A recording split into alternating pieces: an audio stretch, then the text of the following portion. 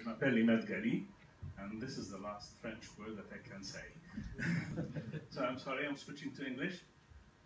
I'm not a French-speaking person, so please forgive me. Who speaks English here? Who can understand English? Everybody, okay, that's very good. Okay. So,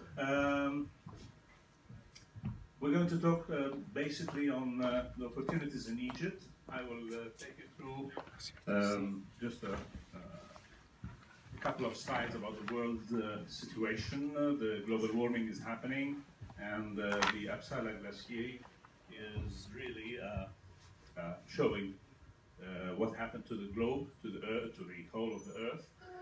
Also, we have the sea ice and how it is looking like, how it happened, the variation that happened in a difference of only 2 years.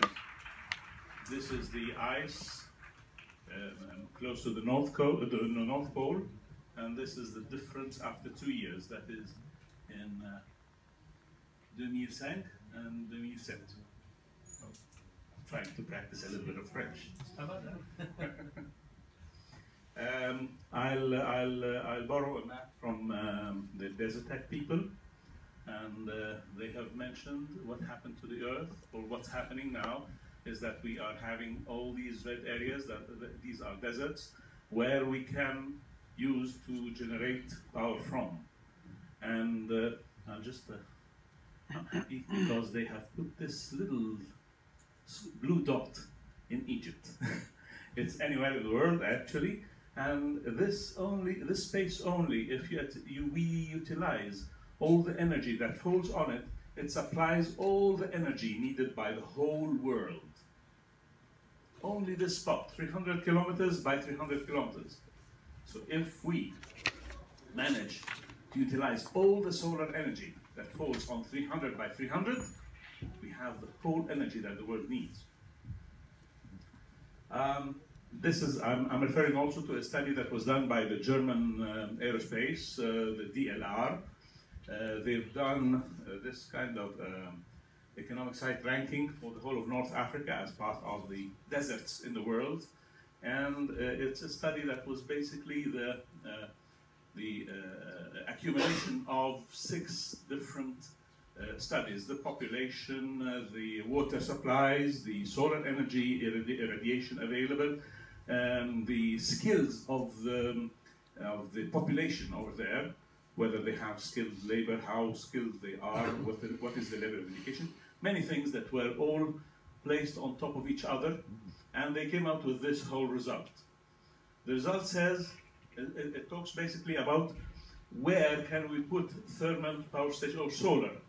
It's not only thermal, by the way, it goes on all the solar projects, where we get the best output of investments in the whole of North Africa. And if you look at this chart, it tells us that the dark point is where you get the best output, and it is there in Egypt. Well, green is also available in Morocco, but again, the dark green is in the south of Egypt. Okay? Based on that, we decided to start working on Egypt.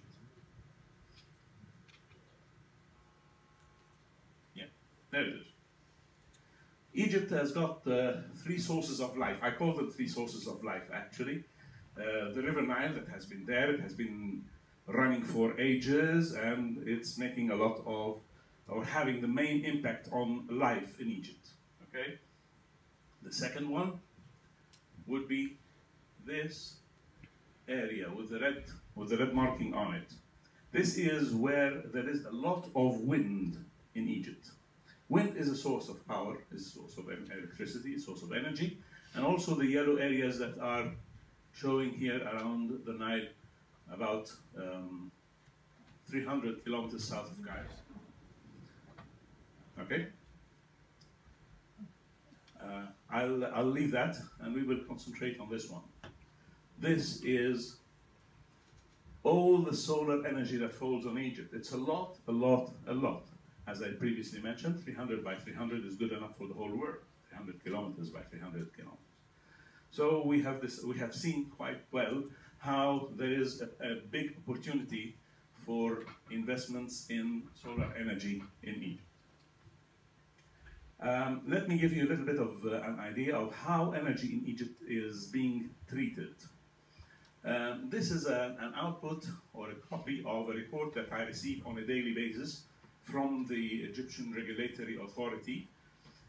And this is actually the results of 24th of March 2016, which means it's 5 days old. Okay?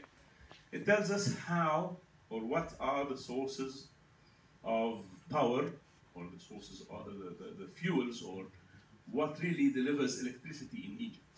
It's this pie. And if we look, if we consider this yellow part, it's 63% of coming out of burning natural gas. Okay?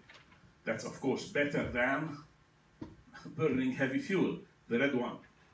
Burning heavy fuel really comes out with 29% of the electricity that is produced in Egypt. It's a one good step that we have converted from heavy oil to gas. However, still, both are environment polluting. Egypt, because of its presence in the Nile, because of the Nile being in Egypt or ending in Egypt, what happened?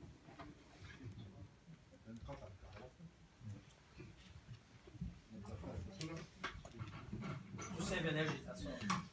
Okay, so that's a lot of savings. Speaking up. Yeah. Okay. So as I mentioned here, the water part, which is the hydro energy that comes from Egypt because of our position in the Nile, the Nile being close in Egypt. Then we have the maximum that has been that could be produced out of the waterfalls, or the water not falls actually, the water energy, the hydro energy is 7.5%. And look at this tiny slice, a very tiny slice. That is renewables. That's very bad. Half percent. That's 5 per thousand. That's extremely low, and that is what we are working on right now. On a bit of history, sorry, monsieur, history gentleman who was... Histoire. Yeah. On a bit of history, I'll take you through this.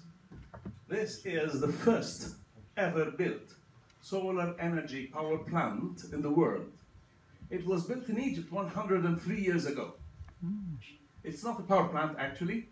It is a plant that produces steam for an industrial process. First ever. So I'm really proud to have that. Another photo of it, okay? 1913. Considering all that, considering the situation, we decided to go for solar energy. Solar energy is abundant in Egypt, is everywhere, and we can make something out of that. And out of that, we decided to establish a company. Sorry, it's written down there in the documents that you have, ECRE. Okay? Today, the company's name is ECCE. In a month's time, we're changing the name to ECRE. So that was a little bit of overlooking the time frame that we have. It's basically a Société Anonyme Égyptienne, and it's meant to produce power. Being our target was to become an independent power producer. We generate electricity independent from the government, and we sell electricity also to the private sector. So we have really nothing much to do with the government. This view is changing a little bit now, because we see that it is important to have part of our power sold to the government grid. Okay, so we're working on that. We're changing a few things in there. Basically, the fields that we are looking at, that we are considering, are basically solar energy, wind energy, and we are keeping an eye on hydrogen energy. And hydrogen is developing nowadays using the fuel cells. It saves a lot of power. It's basically, if we run the cars, the gentleman who was talking about the electrical cars, then if we run the cars on electrical using the fuel cells, the hydrogen tank is our battery actually. Let me take you to the projects that we are planning to have, because I see the time is really tight. So basically, we have 6 projects that are in the pipeline in our company. 4 of them are building power stations. Our target is to build mega projects, not rooftop installations. So we're looking at the first 2 projects, 25 megawatts each, in an area called Toshka, which is at the very, very south of Egypt, close to the Sudanese borders. So this is where you have the maximum solar radiation. We're having also, I mean, this is just a photo to show you when we're having solar installations. How do they look like? I mean, in the middle of deserts. Okay, these are not in Egypt. These are not in Egypt, not our projects, but just photos that I picked over the net, just for the sake of seeing. This is the area that we're concentrating in Toshka. This is a map from the Google Maps on the computer. They're having agricultural developments. There is a company actually that is doing 600 acres, that's 250 hectares, right? Yes, 250,000 hectares that are being developed in this whole area to convert them into, to convert the land into agricultural land, okay? Or land reclamation, I would say. We are concentrating, if we look in here, maybe this is a blowout of the map a little bit. So we are planning to put our 2 projects that I mentioned previously, 25 megawatt each, in this area, where we'll be having 2 power stations, or one bigger power station that will be helping. We will be selling part of the power. We'll be selling part of the power to the company that does this job, this agricultural job, and part of the power will be connected to the grid that we can utilize the Egyptian national grid, which is a very good one, by the way, very stable and very well operated. And we will ship the power or transmit the power to other industries around Egypt, utilizing the grid. Just a sample of our project, for one of our projects, the timeline. We're looking at forming the company that owns the project. By the way, the legal framework in Egypt that takes care of such business basically requires the establishing of a company, stand-alone company per project. So we have to form. Okay, ECCE is the let's call it the holding company in a way. But for each project, there must be a special purpose vehicle company that has to be formed. We are targeting to have production, partial production, by the beginning of 2018. I won't take much of the time on this slide. Our 3rd and 4th projects are 20 megawatts each. They are a little bit closer to Cairo. That is, this area is 120 kilometers south of Cairo. So we're having this 1,000 kilometers south of Cairo and 120 south of Cairo. I thought I hid these.